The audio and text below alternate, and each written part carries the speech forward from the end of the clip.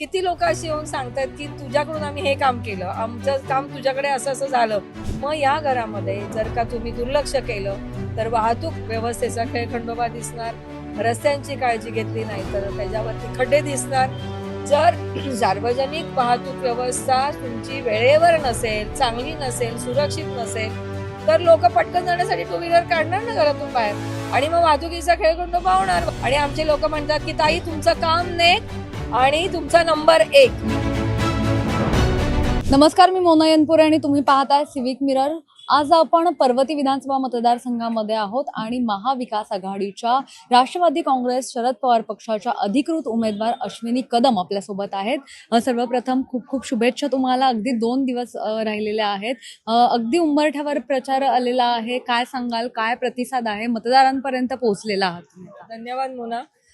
मी खऱ्या अर्थाने आता या निवडणुकीच्या शेवटच्या टप्प्याकडे पाहतीये आणि खूप ठिकाणी आम्ही या ठिकाणी पोहोचलो. पर्वती मतदारसंघात माझ्या जवळजवळ 8 प्रभाग आहेत आणि जवळजवळ 4 लाख मतदारसंख्या आहे.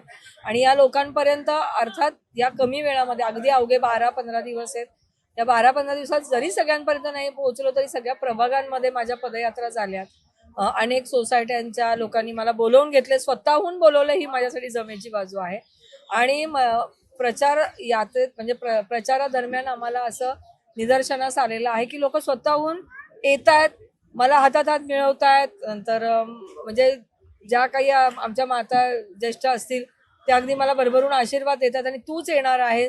किती लोक अशी येऊन सांगतात की तुझ्याकडून आम्ही हे काम केलं, आमचं काम तुझ्याकडे असं असं झालं.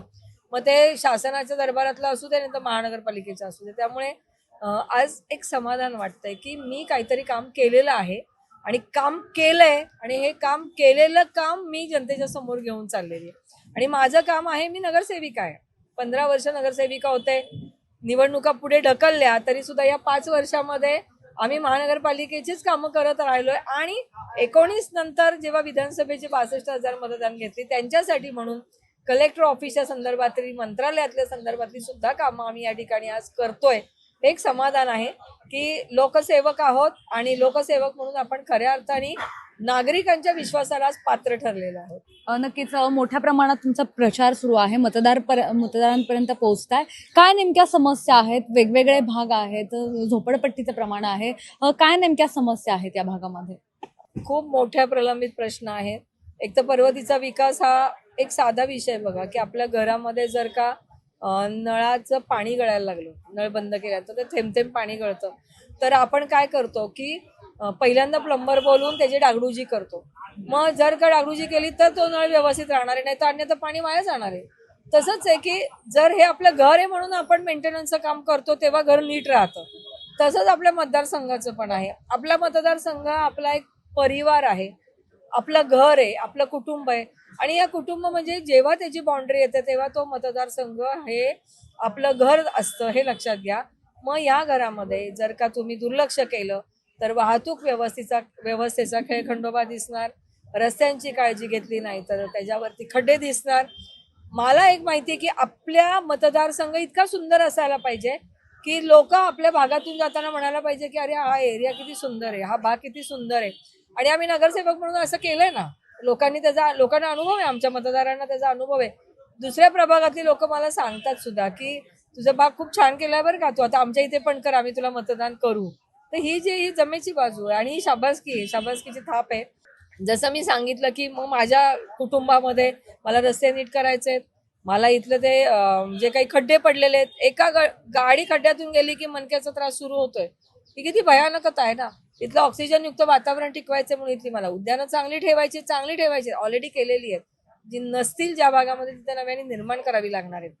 इथली गुन्हेगारी, त्याच्यानंतर इथली जे काही सुरक्षितता आहे, तरुणांची सुरक्षितता मी म्हणेन. कारण या ठिकाणी ड्रग्सच्या विळख्यामध्ये जे पुणे शहर एकत्र म्हणजे नाही का कुठेतरी त्या विळख्यात अडकलेलं दिसते तरुणाई. तर ह्या तरुणाईला आम्ही एक पर्वती संवादच्या माध्यमातून या ठिकाणी जनजागृती केलेली आहे. आपले माजी रिटायर्ड ऑफिसर आहेत महेश जगडे साहेब, जे आपले आयुक्त होते, तर त्यांचा खूप मोठा अभ्यास. त्यांना आम्ही बोलावून या ठिकाणी जनतेमध्ये पर्वती संवाद, तरुणांना आम्ही मार्गदर्शन केलं या ठिकाणी की ड्रग्स किती घातक आहे, त्याच्या नादी लागायला नको म्हणून. तर हे ड्रग्सच्या विळख्यात जे पुण्याची तरुणाई चाललेली आहे, याला कुठेतरी अटकाव घालायचा आहे, त्याच्यासाठी काम करणं महत्वाचं आहे. त्यानंतर पर्यावरणयुक्त तर वातावरण ठेवायचं, इथल्या टेकड्या टिकवायच्यात, इथलं आरोग्य सुविधा चांगल्या पद्धतीने करायच्या. आज एका टोकाचा माणूस ससूनला जाण्यासाठी पटकन आता त्याला मेहनत घ्यावी लागते, की तो लगेच सहज पोहोचतो का, त्याला एवढं मोठं खर्च करून ससूनला, म्हणजे ससूनला शासकीय सेवा घ्यायची कमी पैशातली, म्हणून इथं मोठे पैसे खर्च करून तो प्रवास करत जाणार का. ही दक्षिण पुण्याची नितांत गरज आहे शासकीय रुग्णालय, आणि जागा असून सुद्धा हे केलेलं नाहीये विद्यमान आमदारांनी. आणि आता तुम्ही लाख करते करते म्हणालो, पण आता वेळ निघून गेलेली आहे. आता आम्ही करणार आहोत आणि तुम्ही आता बघायचे आम्ही कसं करतो ते. त्यामुळे ह्या सगळ्या खूप गोष्टी आहेत याच्यामध्ये, की जसं मी काय करणार आहे, तर मी आरोग्यावर काम करणार आहे, करत आलेली आहे, थोडं पुढे नेणार आहे. शिक्षणावर काम करत आली आहे, थोडं पुढे शेवटच्या घटकापर्यंत चांगलं शिक्षण कसं देणार ते करणार आहे. माझं कुटुंब सुरक्षित राहील, माझी तरुणाई सुरक्षित राहील, त्यासाठी मला काम करायचंय. माझ्या अनेक तरुणी शिकतायत, मोठे होत आहेत, त्यांना रोजगार नाहीये, त्यांच्यासाठी नवीन नोकरी व्यवसायाच्या वाट्या शोधल्या पाहिजे, त्यांना काउन्सिलिंग केलं पाहिजे, त्यांना मार्गदर्शन केलं पाहिजे शासन दरबारातून. त्यांच्यासाठी काय काय आणता येईल, एक उत्पन्नाचं साधन ते आणलं पाहिजे. नंतर सिनियर सिटीजन आपल्या शहराचा एक ऑक्सिजन म्हणून मी त्यांच्याकडे बघते, ते अनुभवी असतात, त्यांच्या सुरक्षिततेचा प्रश्न आहे, त्यांचा आरोग्याचा प्रश्न आहे, त्यांना आधार देण्याची गरज आहे. असे कितीतरी घटक आहेत की जसं की कोरोना आला की सार्वजनिक आरोग्य व्यवस्था किंवा संसर्गजन्य आजार यांच्या सुरक्षिततेसाठीचं जे काही वातावरण करायला लागतं, वेळोवेळी काउन्सिलिंग करायला लागतं, ते करावं लागणार आहे. त्यामुळे आरोग्य, शिक्षण, सुरक्षितता अशा अनेक गोष्टी आहेत की ज्याच्यावरती आपल्याला काम करायचं, आणि मी करणार आहे. कारण मी नगरसेविका असताना मी हे काम करत आलेली आहे. हे माझ्या कार्यक्षेत्रात होतं. आता महाराष्ट्र विधानसभेमध्ये याची व्याप्ती मोठी आहे. हे निर्णय क्षमतेचं व्यासपीठ आहे, सभागृह आहे. तिथले निर्णय मला तिथे जाऊन घ्यायचे, आणि म्हणून पर्वतीचा आवाज म्हणून मला या ठिकाणी जायचं. विकासाची काय कामं करणार आहात ते सांगितलंय. मेट्रो देखील आता या भागातून जातीये, त्याचं पण काम झपाट्याने व्हावं, त्यासाठी काय काय तुमच्याकडून पावलं उचलले जातील? मुळामध्ये मेट्रो जी काही सुरू होतीये किंवा झाली आहे, त्याचं काम सुरू झालंय, ते आम्ही 2011-12 मध्येच पुण्यामध्ये मेट्रो आली किंवा मेट्रो येऊ घातली म्हणूया आपण, तेव्हाच आम्ही राष्ट्रवादीची सत्ता असताना आम्ही ठराव दिलेला आहे की कात्रज ते स्वारगेट ते कात्रज मेट्रो यावी. तेव्हाच विषय मंजूर झालाय. उलट 11 वर्ष यांनी लावली आणि आता निवडणुकीच्या तोंडावरती मेट्रो सुरू करण्यासाठी आता तुम्ही चिकार खुलासे द्याल हो की आम्ही एक फेज मान्य केली, दुसरी का नाही हो? जर जनरल बॉडीनी एकच ठराव केला होता आणि मेट्रो तर करायचीच आहे ना तुम्हाला, मग तुम्ही तेव्हाच का नाही मान्यता घेतली त्याची? आता निवडणुकीच्या तोंडावर तुम्ही मेट्रो पुणेकरांना, पर्वतीकरांना कशाचं आमिष देताय खोटं? मेट्रो तशी आता येणारच आहे. आम्ही 11-12लाच मान्य केलेली आहे ती, त्यामुळे ती येणार आहे. आता याच्यासाठी काय करणार आहे, तर आम्ही वेळोवेळी त्याला बजेटही तरतूद केली होती. तुमच्याकडून, शासनाकडून मंजुरी आणायला उशीर लागलेला आहे. 11 वर्ष वाट बघावी लागली पर्वतीकरांना, आणि ती आता इथून पुढे 4 वर्षांनी होणार तयार. त्यामुळे खूप काम आहे करण्यासारखं. आम्ही BRT दुरुस्त करण्यासाठी निधीची तरतूद केली. आता लक्षात घ्या की सार्वजनिक वाहतूक व्यवस्था सक्षम असणं किती गरजेचं आहे. तुम्हाला जर चांगल्या वाहतूक व्यवस्था नसेल, बस सारखी विषय, आम्ही बस घ्याव्यात आणि त्याची अंमलबजावणी व्हावी, बसमधून लोकांना सुखाने प्रवास करता यावा म्हणून आम्ही बससाठी निधी दिला. पण यांनी त्याच्याकडे बघितलं का किती बस आल्या किती नाही? जर सार्वजनिक वाहतूक व्यवस्था तुमची वेळेवर नसेल, चांगली नसेल, सुरक्षित नसेल, तर लोक पटकन जाण्यासाठी टू व्हीलर काढणार ना घरातून बाहेर, आणि मग वाहतुकीचा खेळखंडोबा होणार, वाहतुकीचे प्रश्न निर्माण होणार. मग त्यामुळे पब्लिकला काय हवंय, त्यांच्या सेवा काय आहेत, आपण लोकल बॉडी असेल किंवा स्थानिक स्वराज्य संस्था म्हणून काय देणं लागतो हे समजलं पाहिजे ना. हेच मुळात समजत नाहीये यांना. नक्कीच. आता आपण जर पाहिलं तर महत्वाचे अगदी 2 मुद्दे आहेत. पहिला म्हणजे महाविकास आघाडीमधूनच एका पक्षातील उमेदवाराने त्यांनी फूट पाडली, अपक्ष झालेत आणि ते देखील या भागातून लढतात. आणि दुसरा म्हणजे अश्विनी कदम या नावाचेच 3 उमेदवार आहेत तुम्ही पकडून. तर यामुळे मतदारांमध्ये काहीतरी संभ्रम निर्माण होईल का? यामुळे काही फरक पडेल का? आता हा विरोधकांचा डाव आहे हे तर सगळ्यांना कळालेलं आहे. त्यामुळे माझ्या पर्वतीकर मतदार बंधू भगिनींनी सर्वात पहिले हे बघावं की विद्यमान आमदारांनी 15 वर्ष या ठिकाणी कुठलंही काम केलं नाही. त्यामुळे ही निष्क्रियतेची 15 वर्ष पर्वतीकरांच्या समोर आहेत. आणि मतदारांपर्यंत पोहोचताना आपण काहीच काम केलं नाही याचं उत्तर त्यांना द्यावं लागत आहे. मग मतदारांची नाराजी त्यांच्या समोर येते, पर्वतीकरांची नाराजी त्यांच्या समोर येते. मग ही नाराजी कुठेतरी कन्वर्ट करायला पाहिजेत आणि लोकांचा संभ्रम निर्माण झाला पाहिजे. म्हणून त्यांनी हे डमी उमेदवार अगदी व्यवस्थित नियोजन करून उभे केले. त्यातले एक माझ्या नावाचा सेम नावाचा जो उमेदवार आहे अश्विनी नितीन कदम, ते पुण्यातले नाहीये, ते आयात केलेत बाहेरून. आणि दुसऱ्या नावाचे जे उमेदवार आहेत त्यांचे तर डॉक्युमेंट्स सेम टू सेम विद्यमान आमदारांनी स्वतःचे डॉक्युमेंट त्यांना जोडलेले आहेत. त्याबद्दल आम्ही या ठिकाणी ऑब्जेक्शन पण घेतलं होतं, पण निवडणूक आयोगाने दुर्दैवाने ते त्यांना त्यांच्या दहशतीखाली राहतात, त्याच्यामुळे त्यांनी त्याच्यावर काहीच ऍक्शन नाही घेतली. त्यामुळे आता हे डमी उमेदवार उभे केले असते तरी त्यांची नावं खाली आहेत, चिन्ह खाली आहेत. आजच्या घडीला त्यांनी वर्तमानपत्रामधून ब्रोशर वाटले.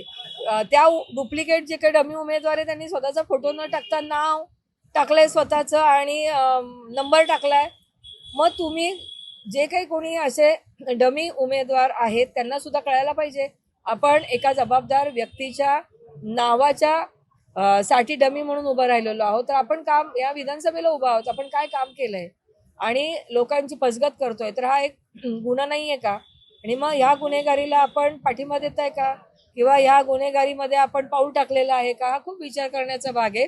त्यामुळे अशा खोट्या पद्धतीने डमी उमेदवार उभे केले, कितीही केले तरी प्रजा शून्य आहे. आम्ही लोकांना सांगतोय, जागरूकता करतोय की एक तर पहिली गोष्ट परमेश्वराच्या कृपा आशीर्वादाने, स्वामींच्या आशीर्वादाने माझं नंबर 1 आहे. मला पहिल्या नंबरलाच नाव मिळालेलं आहे अश्विनी नितीन कदम आणि माझं चिन्ह आहे तुतारी वाजवणारा माणूस आणि माझा क्रमांक आहे 1. त्यामुळे 1 नंबरचं बटन पर्वतीकर दाबणार आहेत. मला सगळीकडून ते प्रचाराला जाताना पण 1 नंबर सांगतात, सगळे फोटो काढताना पण म्हणतात ताई आपण 1 नंबर 1 नंबर 1 नंबर.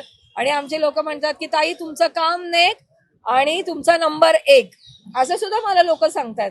माझे सगळे चाहते आहेत ते सुद्धा. आता काल आम्ही फिरत होतो माझ्या विद्यार्थिनी वगैरे. आता विद्यार्थिनी म्हणलं की पहिला नंबर पाहिजे. त्या सगळ्या आल्या, ज्या मोठ्या मोठ्या झाल्यात, आता मतदार झाल्यात, त्या मला भेटल्या. त्या मला म्हणाल्या की टीचर पहिला आपला नंबर पेढे खाऊ 100. म्हणजे ही गोष्ट एक समाधान देणारी आणि दिलासा देणारी आणि आनंदाची आहे. त्यामुळे ही निवडणूक विजयाच्या वाटचालीकडे झेप घेतीये असं मला निदर्शनास येत आहे. पाहूयात आपण. पर्वतीकर या ठिकाणी निश्चितपणे मला यावेळेस सहकार्य करतील आणि माझ्या पारड्यामध्ये अमूल्य असं स्वतःचं मतदान करतील. शेवटचा प्रश्न, संदेश काय देणार पर्वतीकरांना, संदेश काय देणार? पर्वतीकरांना एक खूप चांगला संदेश मी देईन की हा लोकशाहीचा उत्सव आहे आणि ह्या लोकशाहीच्या उत्सवामध्ये तुम्ही सगळ्यांनी मतदानासाठी बाहेर पडा. मतदान करणं हे तुमचं सगळ्यांचं कर्तव्य आहे. कारण जर तुम्ही मतदान नाही केलं तर येणाऱ्या 5 वर्षामध्ये तुमचं कुठलं काम झालं नाही तर तुम्ही जाब कोणाला विचारणार, हा प्रश्न तुमच्या पुढे असेल. त्यामुळे मतदान करा. मतदान यासाठी करा की तुमचं अमूल्य मतदान ज्यांना तुम्ही देणार आहात त्यांना काम करण्यासाठी, त्यांना जाब विचारण्यासाठी या ठिकाणी तुमच्याकडे एक पाठबळ असेल, तुमचा स्वतःचा आत्मविश्वास असेल. दुसरी गोष्ट अशी असेल की मतदार हा राजा असतो. त्यामुळे मतदार राजाने खूप अभ्यास केला पाहिजे. राजाचा निर्णय कसा असतो की जनता सुखी झाली पाहिजे. आपला जो भाग आहे, ज्या भागावरती आपण राज्य करतो तो भाग सुखात राहिला पाहिजे, त्याच्यावरती कुठल्याही प्रकारचा अन्याय नाही झाला पाहिजे आणि कोणत्याही प्रकारचा ह्या आपल्या प्रजेला त्रास होता कामा नये, अशा प्रकारचा निर्णय मतदार घेत असतो, जे राजा घेत असतो. पण मतदार हा राजा आहे. त्यामुळे आता या मतदार राजाने ठरवायचंय की आपण काम करणाऱ्याला संधी द्यायची की नाही. आज आपल्यामध्ये वावरणारा, जमिनीवर राहणारा, कधीही आपल्याला पटकन उपलब्ध असणारा आणि आपल्या सुखदुःखात सहभागी होणारा, आपल्याला जो त्रास आहे तो त्रास कमी करणारा, आपल्या मदतीला लगेच धावून येणारा असा लोकप्रतिनिधी आपल्याला निवडायचा आहे. त्यामुळे अशा उमेदवाराला आपलं अमूल्य आणि बहुमूल्य असं मतदान या लोकशाहीच्या उत्सवामध्ये आपण द्यावं आणि येणाऱ्या 20 नोव्हेंबरला लवकर आपण मतदानासाठी बाहेर पडून कुठलीही कामं करण्याआधी मतदानाचं हे पवित्र कार्य आपण करावं आणि योग्य उमेदवाराला मतदान करावं. मी एवढीच विनंती करू शकते की मी स्वतःला तुमच्यासाठी पात्र समजतेय. त्यामुळे निश्चितपणे अश्विनी नितीन कदम 1 नंबरचं बटन, तुतारी वाजवणारा माणूस या चिन्हाचं बटन जर तुम्हाला योग्य वाटलं तर नक्की दाबा. कारण यामुळे माझ्या पारड्यात बहुमत मिळालं तर मी तुमचा पर्वतीकरांचा आवाज बनून महाराष्ट्र विधानसभेमध्ये जाण्यासाठी तुमची इलेक्ट कटिबद्ध असेल एवढंच सांगते आणि थांबते. धन्यवाद. नक्कीच आपण जर पाहिलं तर आता ह्यांचा काय निश्चयनामा आहे तो आपण ऐकला, काय विकास कामं या भागात करणार आहे ते देखील त्यांनी आपल्यासोबत सांगितलेलं आहे.